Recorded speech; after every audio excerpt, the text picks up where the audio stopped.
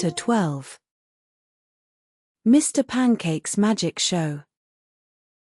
Ferry had been thinking 1,000 times whether to tell Ben and Matilda the truth about himself, that he could see fairies. Visiting May, especially since she also believed in fairies, helped take a decision, eventually. He thought it would be best for them to meet at Ben's house because his room felt like the safest place to share such a big secret. First, they needed to make sure to keep Ben's sisters away. So Ben gave them his share of sweets with a heavy heart. Yet when Ferry sat on the chair in front of his friends, his courage faded. Ben and Matilda were waiting, watching him fidget in his chair. The girl's patience eventually ran out. "I hope you know my dad doesn't let me go to other people's homes," she said, her foot stomping getting louder. "I had to tell him I was going to the library." Ben could barely contain his laughter upon hearing her excuse. But when he caught Matilda's glare, he quickly pretended to search his pockets for something. Ferry took a deep breath, then said in one go, "I need to tell you a secret about me. The biggest secret ever. But you have to promise you won't tell anything to anyone until the end of your lives." "All right, we promise," said Ben, his eyes sparkling with curiosity. "Oh no. Not like that," Ferry said, shaking his head. "You have to swear first." "We swear," said Matilda, her foot stomping even louder. "Well, what's your big secret?" Ferry took a deep breath, before saying, "I think I can see fairies." After a moment of silence, both his friends burst into laughter. Ferry pouted. "What? You don't believe me?" "Of course we believe you," Matilda said. "Just like we believe all those other weird things you say, like someone else is drawing instead of you, or whispering the answers during tests, or that no one can take a picture of you."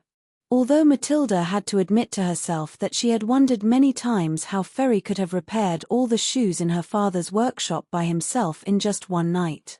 "How about you, Ben? Do you believe me?" Ben looked away when he said, "Well, my mother believes in these things, but I'd rather think they're not real. You know, if they don't have a logical explanation." "That coming from someone who believes in extraterrestrials," Matilda said under her breath. But Ben heard her. "It's more likely that extraterrestrials exist than fairies," he rushed to reply, always ready to share his theories about beings on other planets. "If we think mathematically, there are millions of stars like our sun in the universe. It's almost impossible for a planet like Earth not to exist." Matilda rolled her eyes. Then she turned to Ferry. "And what exactly do you see?" she asked with a squint. "Tiny fairies with pink wings, floating in the air and spreading pixie dust?" "Not like that.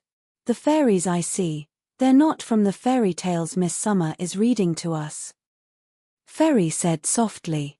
"Maybe you're seeing extraterrestrials, like the ones in my notebook," said Ben, his eyes sparkling as he pulled out a thick notebook from his school bag, filled with drawings of beings from distant planets.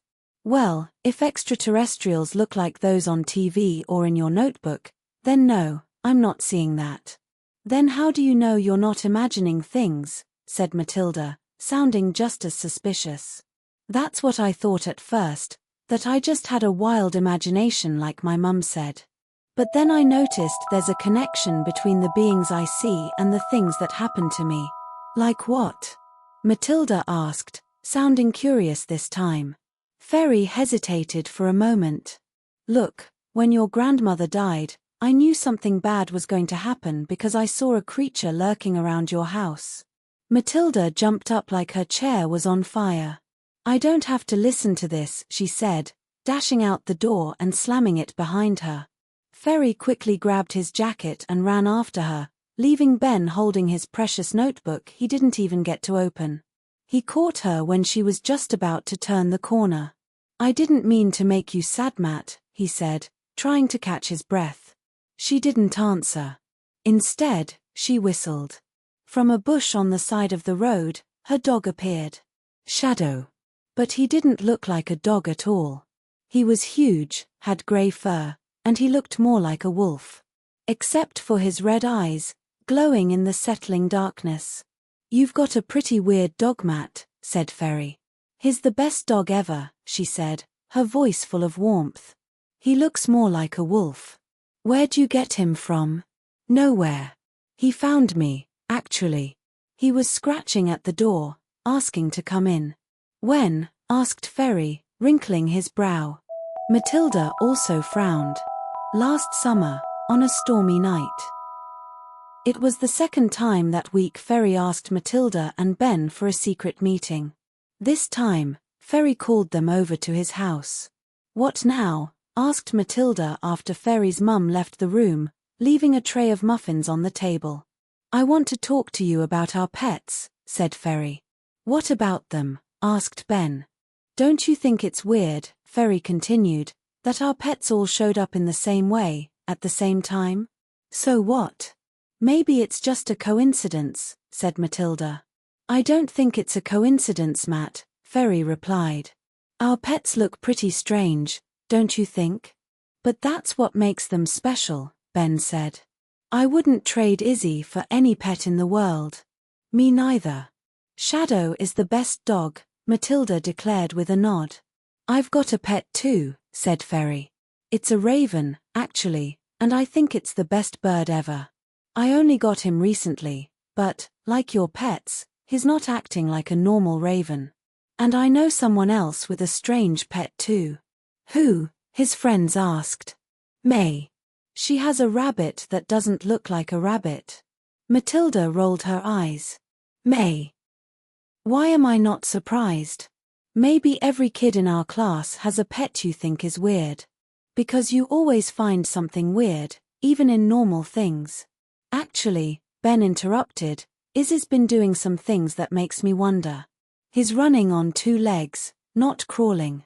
And he loves hot chocolate." Matilda got up and started pacing. "Fine, so we have some weird pets. So what?" Fairy's eyes sparkled. "So don't you want to find out more about them? Why are they acting this way? Why did they pick us?" Matilda thought for a moment. "But how do we do that? We can't just ask them." "No," said Ferry. "The easiest way is to remember when they came into our lives." Ben raised his hand like he was in school. "Izzy showed up last summer, around the end of June." Matilda frowned. "Same as Shadow." Fairy's eyes lit up. "That's weird. So did May's hair.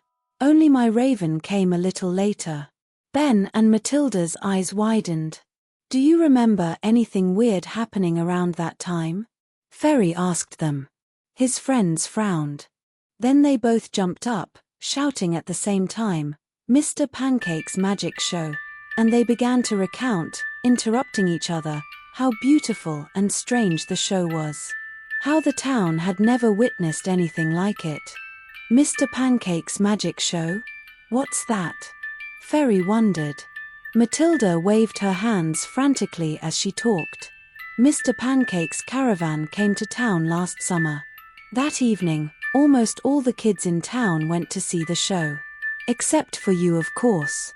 You weren't allowed out at the time." "That night was amazing," Ben chimed in.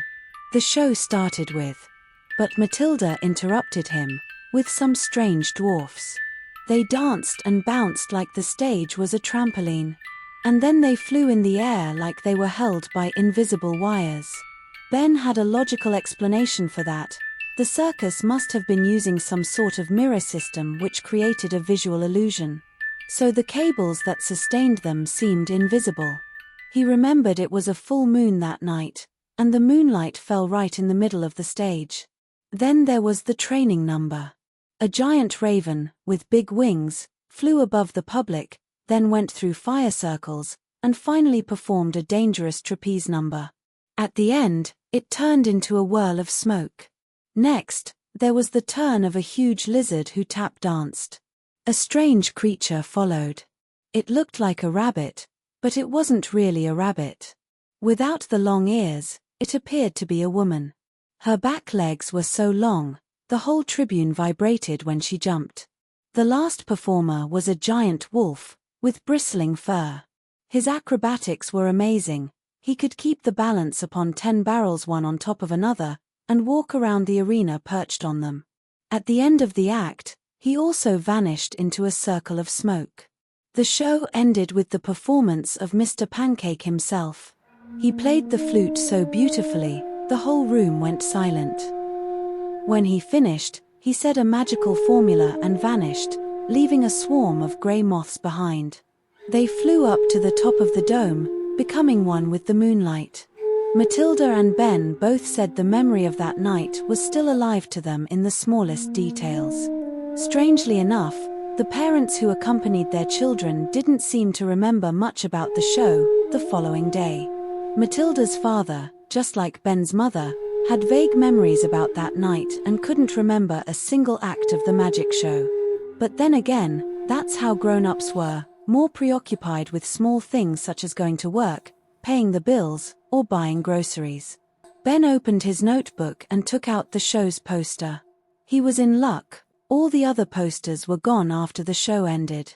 Ferry studied the colorful poster. It depicted Mr. Pancake, surrounded by magical beings. He had the hoofs and legs of a goat, and he wore a top hat and a dark cloak. His yellow eyes glowed eerily, leaving Ferry feel uneasy just by watching the poster. "That's strange," said Ferry. "He doesn't even look like a human." "That's because circus artists are using makeup, costumes, and wear masks," Matilda concluded. Ben also looked at the poster. "It looks like... Oh, my! How come I didn't see it before?" "See what?" Ferry and Matilda both said, crowding over the poster. "Look at his name. If you remove the last part, we have the letters PAN meaning a pan," Ben said with a satisfied look on his face. "I doubt they put a pan on the poster," Matilda mumbled. "Haven't seen anyone juggling pancakes on the show." Ben turned to her, taking his academic look. "Not a frying pan, Matt. A pan is a mythical creature. He's the god of the wilds, shepherds, and flocks, of the wild mountains, and is also accompanied by nymphs. And he looks just like Mr. Pancake. Don't you find that strange?" said Ferry, even more excited than before. "Mr. Pancake looks like a pan. All our pets look like the animals at the circus. What if they are the very animals at the circus? What if they're not animals at all?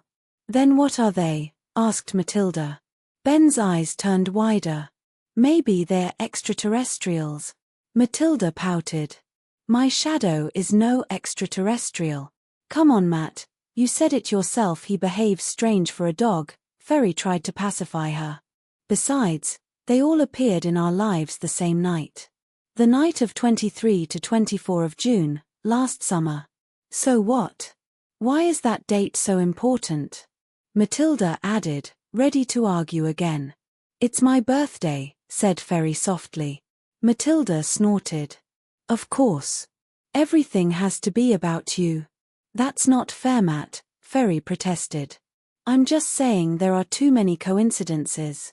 And we should solve this mystery once and for all." "And how do we do that?" asked Ben. "Easy," answered Ferry with a big smile on his face. "We bring them all together."